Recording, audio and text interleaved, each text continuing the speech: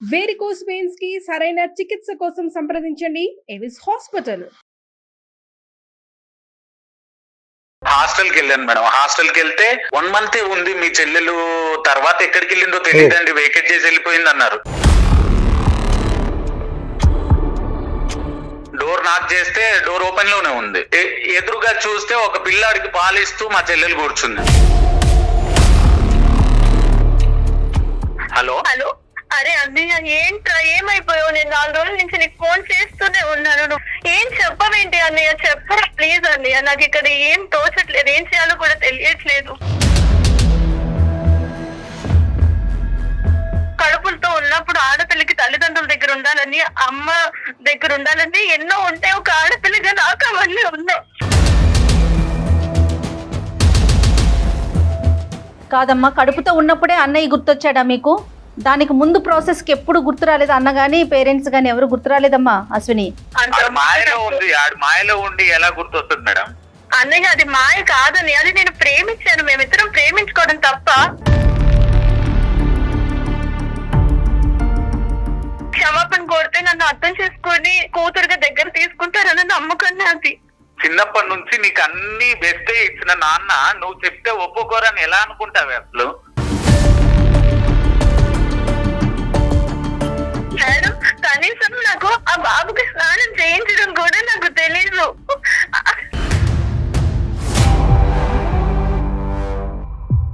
నువ్వు ఏ భాషలో చెప్పినా, ఎంత బాధతో చెప్పినా, at the end of the day నీ కుటుంబానికి మాత్రం ఇది వెన్నుపోటే.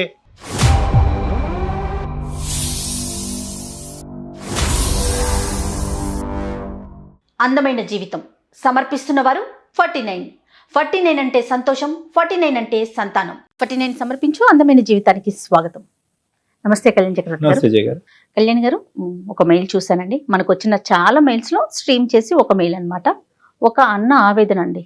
తన చెల్లెలు చేసిన ఒక పనికి అతను మాట్లాడలేకపోతున్నాడు. అంటే ఏం చేయాలో అర్థం కాని సిచ్యువేషన్లో మనకి మెయిల్ చేశారు. ఇమీడియట్గా మీతో మాట్లాడాలి, అసలు ఎలాంటి డెసిషన్ తీసుకోలేకపోతున్నాం, డాక్టర్ గారి సలహా చాలా అర్జెంటుగా అవసరం అన్నట్లుగా నాకు ఆ మెయిల్లో అర్థమైంది అనమాట. అతని పేరు అర్జున్ అండి. ఓకేనమ్మా, నెంబర్ కూడా ఇచ్చారు, మరి కాల్ చేసేస్తాను, మాట్లాడు.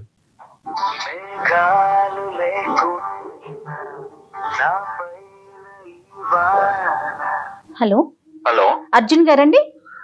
అవునండి. నేను జయానండి, అందమైన జీవితం ప్రోగ్రామ్ నుంచి కాల్ చేస్తున్నాను. మీ మెయిల్ చూసాను. నమస్కారం. నమస్తే అండి. నమస్తే. మీ మెయిల్ చదివానండి.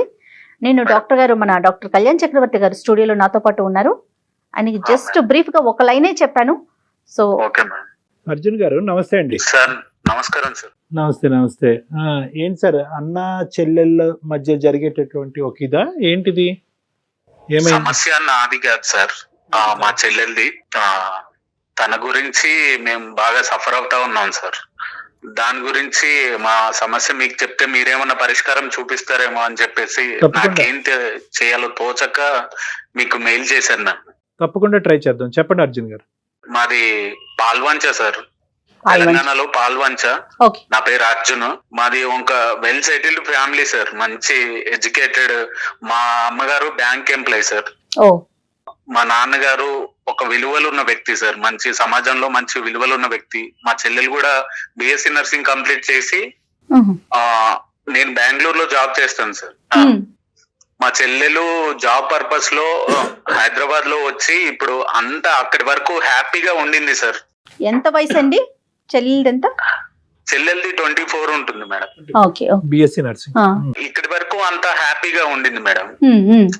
దాని తర్వాతే సమస్య మొదలైంది. అసలు ఎవరికి నిద్ర లేకుండా అసలు ఒక రకంగా అయిపోయింది. నేను బెంగళూరులో జాబ్ రీత్యా బెంగళూరులో సెటిల్డ్ మేడం. నేను పండగలకి వస్తూ వెళ్తూ, చెల్లెలు కూడా వస్తూ వెళ్తూ ఉంటుంది. తను హైదరాబాద్ లో ఉంది, జాబ్ చేస్తుంది తను. ఇద్దరు కూడా పండగలకి వాటికి పాల్వంచికి ఇంటికి వచ్చేవాళ్ళు. అవును, రైట్. ఓకే. ఇక అప్పటి నుంచి మామూలుగా నేను ఒక్కరిని వెళ్తూ వస్తున్నాను, కానీ 1 year నుంచి చెల్లెలు మాతో మాట్లాడడం తగ్గించేసింది. హైదరాబాద్ వెళ్ళిన కొత్తలో నేను ఫోన్ రోజు కాంటాక్ట్ లో ఉండేది. నాకు చాలా బాగా షేర్ చేసుకున్నాం. అసలు ఒక ఫ్రెండ్ లాగా ఉండేవాడిని మేడం తనతో కూడా. అమ్మ నాన్నతో మాట్లాడడం తగ్గించేసింది.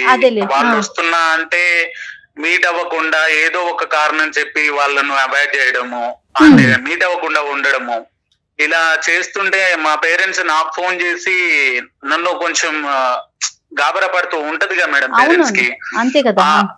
ఇట్లా చాలా రోజుల నుంచి అసలు మమ్మల్ని అవాయిడ్ చేస్తుంది, మీట్ అవ్వట్లేదు, ఇంటికి రావట్లేదు, అసలు ఏంటి సంగతి, నువ్వు వెళ్ళరా అని నన్ను బెంగళూరు నుంచి నన్ను హైదరాబాద్ వచ్చి ఓసారి కలవమని చెప్పి నన్ను ప్రెజర్ చేస్తూ ఉన్నారు. ఓకే. నేను కాల్ చేస్తే నార్మల్ గా మాట్లాడి, అన్నయ్య అదేం లేదురా నాకు కొంచెం వర్క్ బిజీలో ఉన్నాను అంటే, ఎంత వర్క్ అయితే ఏంటి, ఓసారి వెళ్ళి మాట్లాడొచ్చు కదా, ఓసారి వెళ్ళి కలవచ్చు కదా అని చెప్పేసి నార్మల్ గా నేను మా అమ్మ వాళ్ళని కన్విన్స్ చేసేవాళ్ళని మేడం. ఎంత డ్యూరేషన్ అర్జున్, ఎంత కాలం బట్టి కమ్యూనికేషన్ అనేది మీ పేరెంట్స్ తో గానీ మీతో గానీ తగ్గింది ఈ అమ్మాయి? 1 year నుంచి సార్. 1 సంవత్సరం. 1 year అంతే. 1 year నుంచి ఇలా నడుస్తుంది సార్. ఓకే. నేను కూడా మధ్యలో ఒకసారి నేను హైదరాబాద్ వేరే పని మీద వచ్చానమ్మా, నేను కలుస్తానని మా చెల్లెలకి ఫోన్ చేస్తే కూడా ఏదో ఒక కారణం చెప్పి నన్ను అట్లా 2-3 times జరిగింది సార్. ఏదో ఒక కారణం చెప్పి నన్ను కలవకపోవడము, ఇలాంటి పరిస్థితి ఏంటంటే ఇంకా మా పేరెంట్స్ కి భయం ఎక్కువైపోయింది. అసలు ఏంటి, కొన్ని రోజులుగా తగ్గించేసింది సార్. అసలు ఫోన్ మాట్లాడడం కూడా తగ్గించిందండి. ఫోన్ మాట్లాడడం కూడా ఒక 2-3 months నుంచి నాతో తగ్గించేసింది. అసలు వీక్లీ వన్స్ అన్నా చేసేది, అసలు 2 నెలలు బట్టి అసలు ఫోన్ మాట్లాడడం లేదు, సరిగ్గా రెస్పాన్స్ లేదు.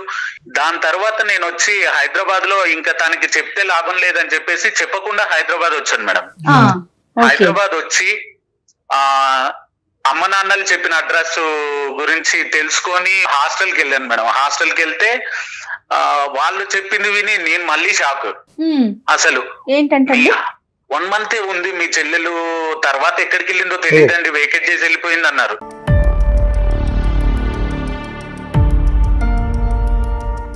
నేను అసలు నాకేం తోచని పరిస్థితి, అసలు ఏంటి, అసలు ఎక్కడికి వెళ్ళింది ఏంటి, ఎవరిని కనుక్కోవాలి ఏంది అని అంటుంటే, హాస్టల్లో తన ఓల్డ్ ఫ్రెండ్ అంట. ఓల్డ్ ఫ్రెండ్ ఇట్లా మీ చెల్లెలు అశ్విని కదా నాకు తెలుసు, తన గురించి అడుగుతుంటే నేను విని మీ దగ్గరకు వచ్చాను, ఇట్లా తను 1 month ఉండింది ఇక్కడ, తర్వాత నాకు సపరేట్ రూమ్ కావాలి అని చెప్పేసి వెళ్ళింది. నేనే ఒక దగ్గర టూలెట్ బోర్డు చూసాను, ఆ టూలెట్ బోర్డు అక్కడ ఉందో లేదో తెలియదు మరి ఒకసారి అని అంటే, నేను ఆ అడ్రస్ కి వెళ్ళాను. ఆ అడ్రస్ ఎలాగోలా కనుక్కొని ఆ అడ్రస్ కి వెళ్ళాను మేడం. అక్కడికి వెళ్ళాక నేను అసలు చాలా టెన్షన్, అసలు మా చెల్లెలు ఉందా లేదా అని. డోర్ నాక్ చేస్తే డోర్ ఓపెన్ లోనే ఉంది. ఎదురుగా చూస్తే ఒక పిల్లాడికి పాలిస్తూ మా చెల్లెలు కూర్చుంది. నా గుండెలు పగిలిపోయినాయి మేడం. అట్లా ఏంటి అసలు ఇది మా చెల్లేనా, అసలు ఇది నేను చూస్తుంది మా చెల్లెలేనా అన్న ఒక షాక్ లో ఉండిపోయాను నేను.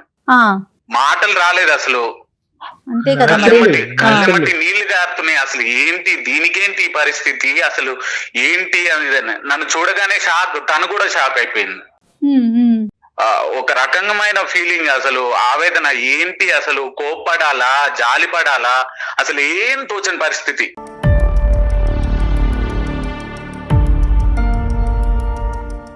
తను ఏడుస్తూ నన్ను పట్టుకొని ఏడుస్తూ, అన్నయ్య తప్పైపోయింది, ఇలా సో ఇలా పెళ్లి చేసుకున్నాను, అనుకోని పరిస్థితుల్లో మీకు చెప్దాం అనుకున్నాను, అది ఇదని కన్విన్స్ చేయడానికి ట్రై చేసింది మేడం. కానీ నా బాధ ఏంటి అంటే, అసలు ఇందులో కామెడీ అయిన విషయం ఏంటంటే, తను పెళ్లి చేసుకుంది ఒక ఆటో అని మేడం.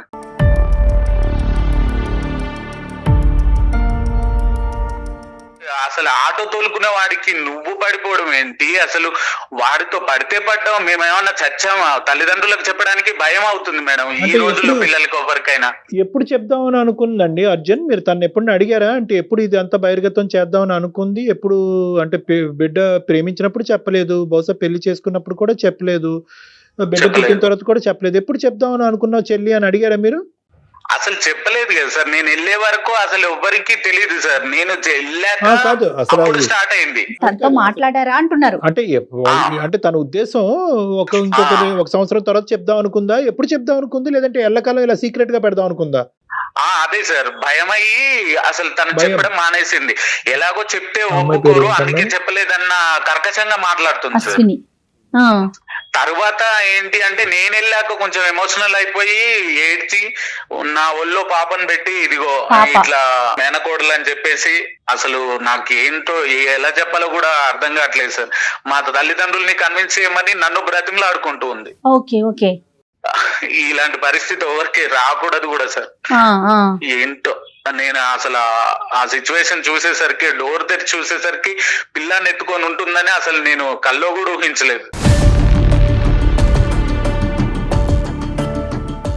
ఎంత గారాబంగా పెంచాం, అసలు దానికి ఏ కష్టం తెలియదు. చిన్నప్పటి నుంచి ఏ కష్టం తెలియకుండా ఎంతో జాగ్రత్తగా పెంచుకున్నాం.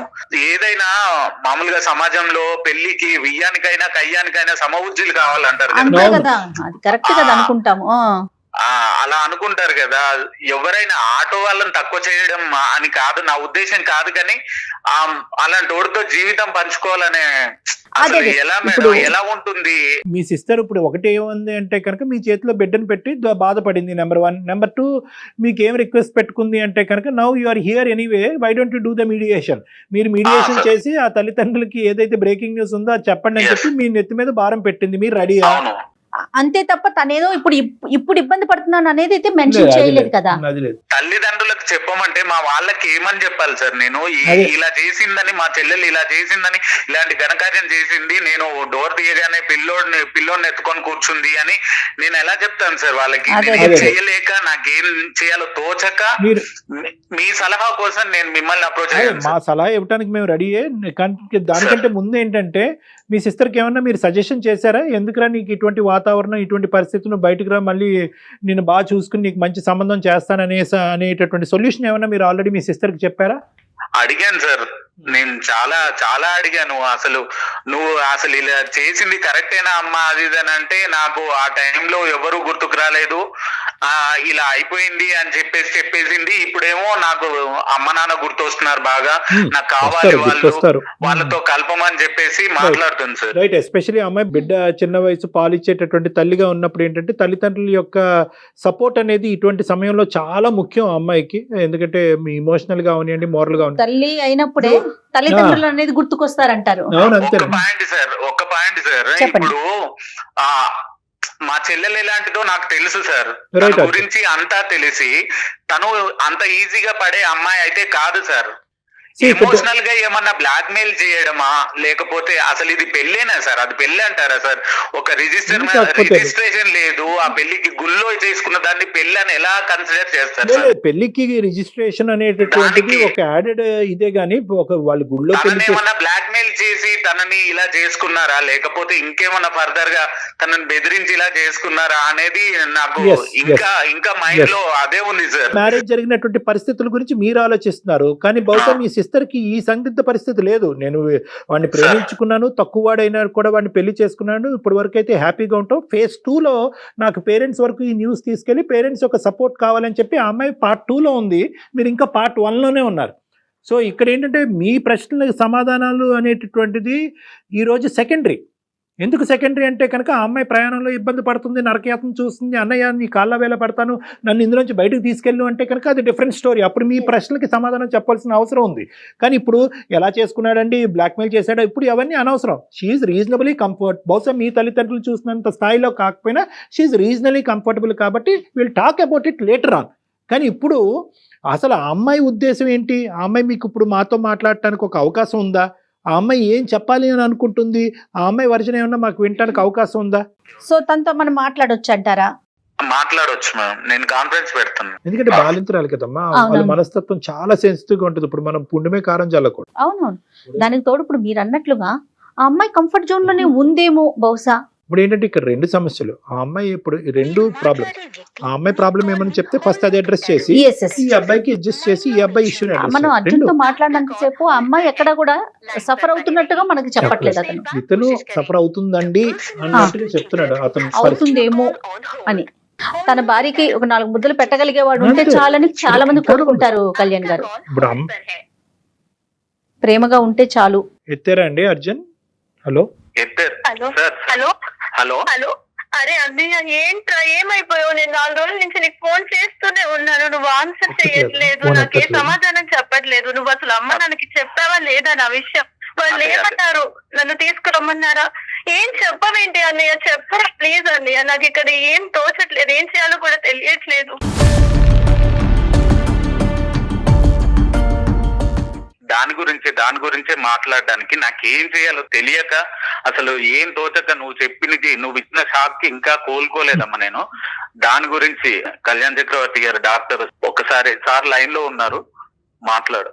హలో హలో నమస్తే అమ్మా, నీ పేరేంటమ్మా? నమస్తే సార్, నా పేరు అశ్విని సార్. అశ్విని అమ్మ, ఓకేనా మాతో మాట్లాడతావు? అంటే మీకు హెల్ప్ చేయడానికే మేము, నీకేం ప్రాబ్లం లేదు కదా? లేదు సార్, ఎందుకంటే నేనే మెయిల్ ఇప్పుడు- చేద్దాం మీకు అనుకుంటున్నాను సార్. మీ సలహా ఓ. మీరే చెప్పండి సార్.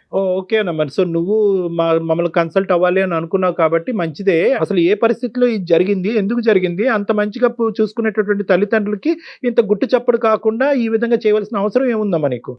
తల్లిదండ్రులకు చెప్పకుంటే నేనేమైపోయాను సార్? నేను చచ్చిపోయాను సార్. కనీసం నాకన్నా చెప్పాలి కదా సార్. అదే అదే తన నేను పరిస్థితి తనే ఆగండి వచ్చాను కదా సార్. అదే తన పరిస్థితి ఏంటో అడుగుదాం ఒక్క నిమిషం.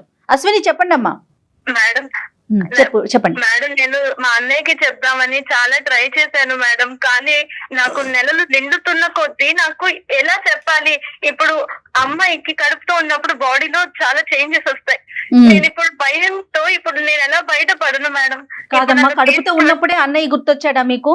దానికి ముందు ప్రాసెస్ కి ఎప్పుడు గుర్తు రాలేదు? అన్న గానీ పేరెంట్స్ గానీ ఎవరు గుర్తు రాలేదమ్మా అశ్విని? ఆడు మాయలో ఉండి ఎలా గుర్తొస్తుంది మేడం? అన్నయ్య, అది మాయ కాదని, అది నేను ప్రేమించాను. మేమిద్దరం ప్రేమించుకోవడం తప్ప.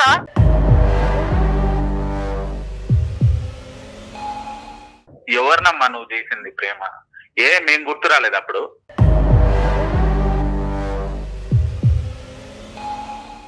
గుర్తొచ్చారు అన్నయ్య, కానీ తన్ని నా నుంచి ఎక్కడ దూరం చేస్తారు అని భయంతో నేను ఆలోచిస్తాను కదా. నన్ను అర్థం చేసుకుంటారు, తర్వాత నేను చెప్తే ముందు అన్నయ్యగా నీకు చెప్దాం, నువ్వు ఒప్పిస్తావు అనే నమ్మకంతోనే నేను ఉన్నాను ఇప్పటి వరకు.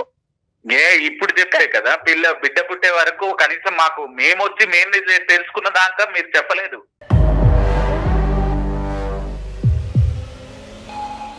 చెప్పలేదు కాదన్నయ్య, నాకు అవకాశం లేదు. పెట్టావు నువ్వు.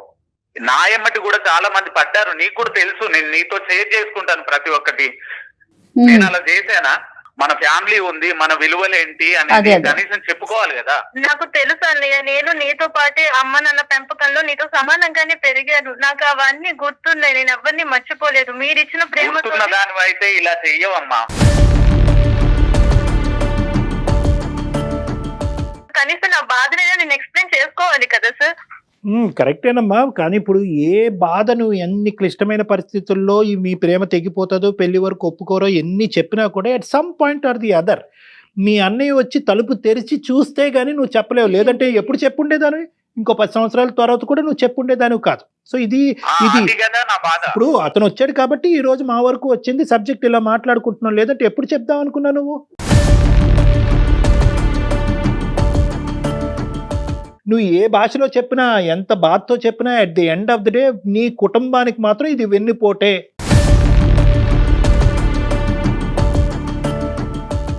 ఇది వెన్నుపోటే. ఈ పరిస్థితి చేస్తావని చెప్పి మీ తల్లిదండ్రులు కల్లో కూడా అనుకోలేదు. పెళ్లి కోసము ఎంత గ్రాండ్ గా ప్లాన్ చేస్తున్నాడు సార్ మా నాన్న. అయితే ఏ లోటు లేకుండా చాలా గ్రాండ్ గా చేద్దాము, అసలు మా కూతురు పెళ్లి అంటే ఒక 10 కాలాలు చెప్పుకునే విధంగా జరగాలన్న స్థాయిలో ఆ ఏర్పాట్లలో ఉన్నాడు సార్. అంటే అంత పెద్ద ఏర్పాట్లు వాళ్ళు చేస్తున్నారని మీ చెల్లికి తెలియదేమో బహుశా.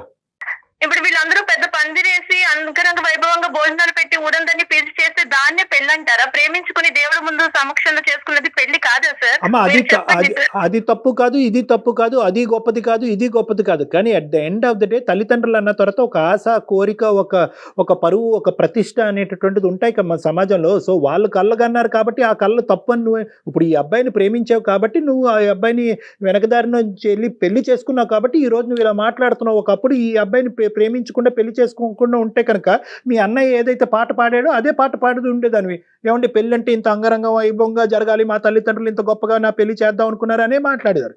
ఇప్పుడు ఈ ఇష్యూ నీ జీవితంలో జరిగింది కాబట్టి దాన్ని క్రిటిసైజ్ చేస్తున్నావు. జరగడానికి ఒక రీజన్ ఉంది సార్. మా వాళ్ళు చాలా సాంప్రదాయబద్ధంగా పరువుకి, ప్రతిష్టలకి, ఆ స్థాయిలన్నిటికీ విలువలు ఇస్తారే కానీ నాకు సంబంధించి నా ఇష్టాలు ఏంటి అనేవి వీళ్ళ ఎప్పుడు విలువ ఇవ్వలేదు సార్. వాళ్ళు కాదు సార్.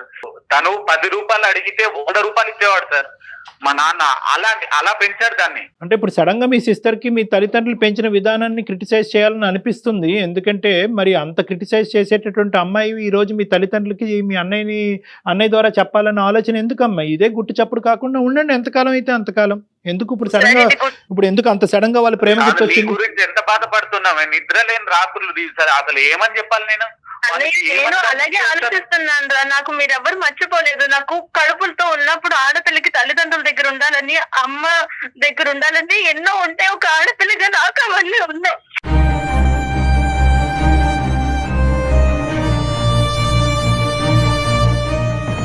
కానీ నేను చెప్పుకోలేని పరిస్థితి, ఎవరికి చెప్పుకోను. ఇలా అయ్యింది అని అర్థం చేసుకునే పరిస్థితిలో మీరు లేరు. చెప్పుకునే పరిస్థితి నాది కాదు. ఇంకా నేను ఎవరికి చెప్పుకోను.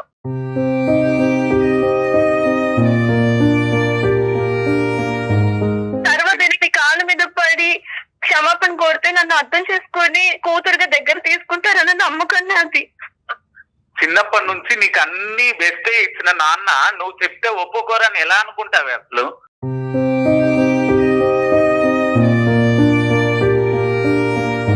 ఎందుకంటే తను ఆటో డ్రైవర్ కాబట్టి, తను చదువుకోలేదు కాబట్టి, తను మన స్థాయి వాడు కాదు కాబట్టి. సో వెనక దారి నుంచి వచ్చి బిడ్డను చూపెడితే తండ్రి ఒప్పుకుంటాడని అనుకున్నావమ్మా, మరి అది తప్పు కాదా? అంటే నీకు ఇంకో దారి లేదు నాన్న, నేను ప్రేమించిన వాడితో పెళ్లి చేసుకున్నాను, బిడ్డను కన్నాను కాబట్టి మీరు సచ్చినట్టు ఒప్పుకోవాలని చెప్పి ఇప్పుడు ఈ షాకింగ్ న్యూస్ ఇస్తే కనుక మీ నాన్నకి ఏమన్నా బీపీ షుగర్ పెరిగి గుండెకి ఏదైనా గాయం అవుతే అప్పుడే హ్యాపీయా నువ్వు? చెప్పా. అంటే ఊరికే అంటున్నాను, ప్రేమ అనేటటువంటిది ఎందుకు వన్ సైడెడ్గానే ఆలోచిస్తారు? అల్లారు ముద్దుగా ప్రేమించి పెద్ద చేసినటువంటి నీ తల్లిదండ్రులకి నువ్వు ఏం గౌరవం ఇచ్చావు? ఈరోజు నీ అవసరం ఉంది కాబట్టి నేను కడుపుతో ప్రెగ్నెన్సీలో ఉన్నాను, లేదంటే బిడ్డతో కన్నాను కాబట్టి ఈరోజు నాకు సపోర్ట్ కావాలి కాబట్టి నువ్వు నీ తల్లిదండ్రులను కోరుకుంటున్నావు అంతే. అది స్వార్థం కాదా? అది స్వార్థం కాదా? లేదు సార్, నేను ఎప్పటి నుంచో మా అన్నయ్యకి ప్రయత్నిస్తూనే ఉన్నాను. తన ఫోన్ తను ఎత్తలేదు. అసలు నాకు కాల్ కలవట్లేదు సార్. ఇక్కడ ఏమో బిడ్డతో నేను ఒక్కదాన్నే ఉన్నాను. నాకు ఏం చేయాలో తెలియట్లేదు. కనీసం ఆ బిడ్డని పట్టుకోలేని పరిస్థితి. నాకు ఏమీ తెలియదు సార్. ఎందుకు? ఏ కార్యక్రమం మీద వచ్చావు? ఏం చేసావు? సార్ నేను చదువు అది మా ఊర్లోనే పూర్తి చేసుకుని నేను ఉద్యోగం కోసం హైదరాబాద్ వచ్చాను సార్. నా హైదరాబాద్ అంతా కొత్త సార్, నాకేమీ తెలీదు సార్. అయితే నాకు ఇక్కడ మంచి ఉద్యోగం దొరికిందని వచ్చి హాస్టల్లో జాయిన్ అయ్యాను. మా హాస్టల్ రోడ్డు చివరే వీళ్ళ ఆటో స్టాండ్ ఉండేది సార్. నేను రోజు కంగారుగా సమయానికి వెళ్ళేసరికి నా ఇబ్బంది చూసి అతనే ముందుగా వచ్చి ఎక్కడికి మేడం అని చెప్పేసి తనే తీసుకెళ్లేవాడు టైంకి. దానికి పడిపోయింది సార్.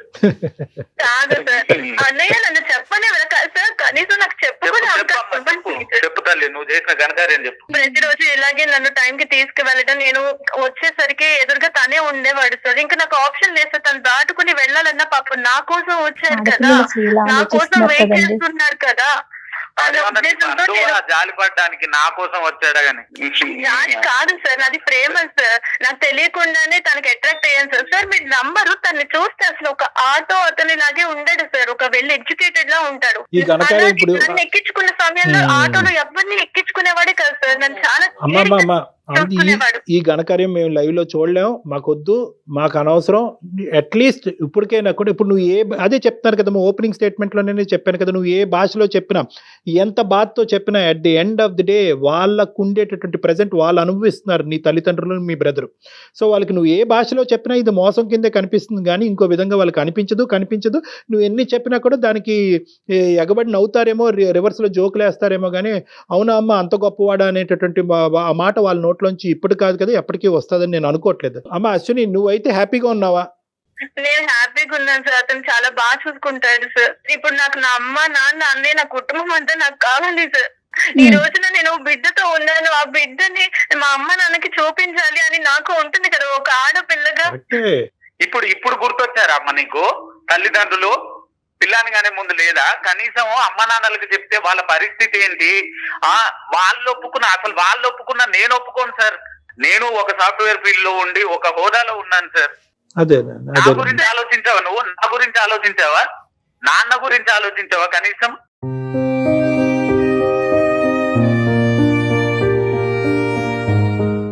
నేను చెప్పిన బాధని ఆడపిల్లగా అన్నయ్య అర్థం చేసుకుంటాడు. అమ్మ నాన్న తర్వాత అన్నయ్య నాకు అన్న అనుకుంటే ఇప్పుడు తనకు అనుకున్నప్పుడు ప్రేమించేటప్పుడు లేనిది ఎప్పుడు చెప్పాలి నువ్వు?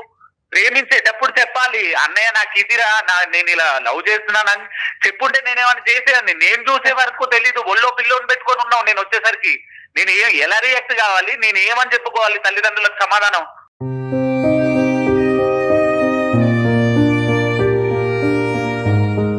ఈ రోజు మీ సిస్టరు చెప్ప పెట్టకుండా పెళ్లి చేసుకుని బిడ్డ కనుకుని ఒక దరిద్రుడు ఒక దుర్మార్గుడితో ఉండుంటే కనుక మనం ఇంకొక పెద్ద తలకు మించినటువంటి సమస్య మన నెత్తి మీద ఉండేది.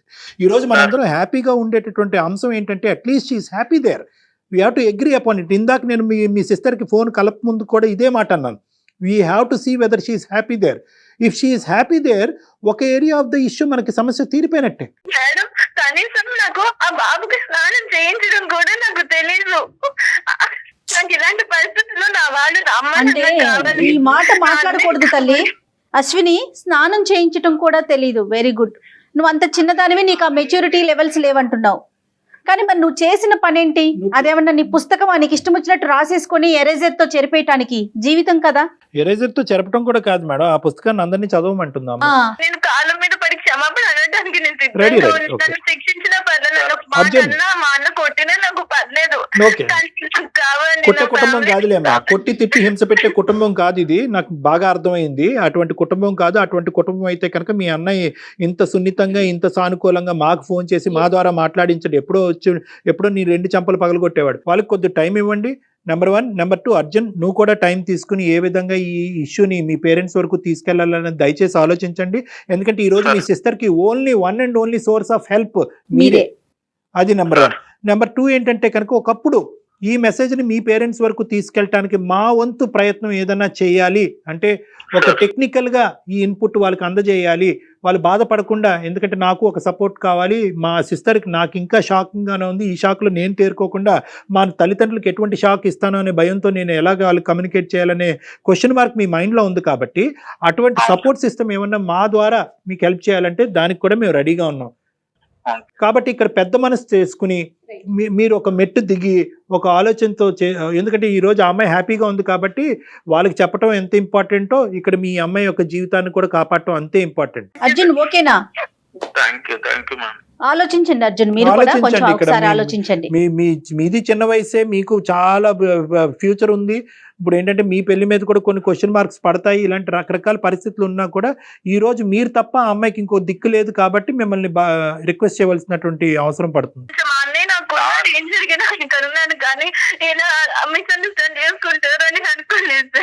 నాకు మా వాళ్ళు ఏదో మోసం చేద్దామని నా ఉద్దేశం లేదు. సరేలే, సరే సరే. ఓకే అశ్విని, అయితే సపోర్ట్ ఇవ్వని వాడిని అయితే అదే రోజు నేను నిన్ను ఈడ్చుకొచ్చి నా ఇంటికి తీసుకెళ్లేవాడిని నేను.